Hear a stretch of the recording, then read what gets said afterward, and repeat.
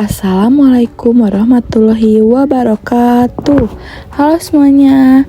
Sekarang kita akan masuk ke dalam kompetensi dasar kedua, yaitu menganalisis tarian tradisional. Sebelum kita menganalisis contoh dari tarian tradisional, kita akan membahas dulu dasar tarian tradisional.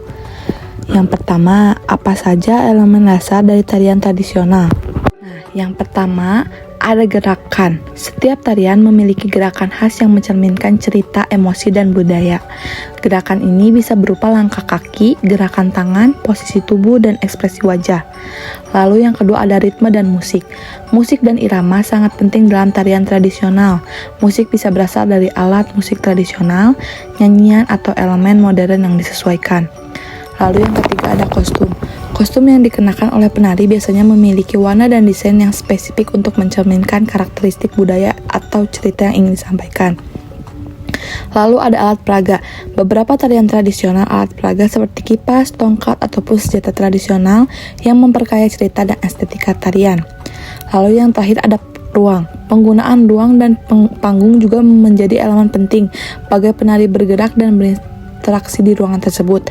Lalu bagaimana teknik dasar dalam tarian tradisional berbeda dari satu budaya dengan yang lainnya? Teknik dasar dalam tarian tradisional berbeda-beda, tergantung pada budaya dan asal tarian tersebut. Yang pertama, ada perbedaan gerak tubuh. Beberapa budaya memiliki gerakan yang halus dan anggun seperti tarian Bali, Sumatera, yang lain memiliki gerakan cepat dan energik, seperti tarian Zulu dan Afrika Selatan. Lalu ada kostum dan perlengkapan. Kostum dan perlengkapan yang digunakan dapat mempengaruhi teknik menari. Misalnya tari India dengan lonceng kaki membutuhkan teknik khusus untuk menggabungkan suara lonceng dalam tarian. Lalu ada filosofi dan simbolis. Setiap budaya memiliki filosofi dan simbolisme yang berbeda dalam tarian mereka. Misalnya, tari Jawa seringkali penuh dengan simbolis yang menggambarkan keharmonisan dan keseimbangan. Lalu yang terakhir ada poliritme dan polimetri. Dalam beberapa budaya seperti di Afrika Barat, teknik tari melibatkan poliritme atau beberapa ritme yang dimainkan sekaligus yang memerlukan keterampilan khusus untuk menari sesuai dengan ritme yang kompleks. Lalu bagaimana sih cara mempelajari dan melestarikan tari tradisional di era modern ini? Yaitu yang pertama, kita perlu mengedukasi formal, mengajarkan tarian tradisional di sekolah-sekolah dan universitas sebagai bagian dari kurikulum pendidikan seni dan budaya. Lalu kita perlu mendokumentasikan tarian melalui video, buku, dan platform digital untuk memastikan informasi tersebut bisa diakses oleh generasi mendatang. Nah, kita sebagai generasi muda perlu melestarikan kebudayaan tari tradisional tempat kita masing-masing dengan cara membuat gebrakan tarian baru dengan memadukan tarian tradisional dengan gerakan-gerakan baru agar tidak monoton.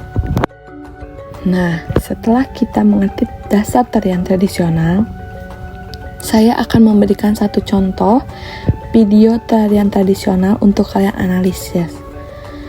Saya mengambil contoh tarian saman.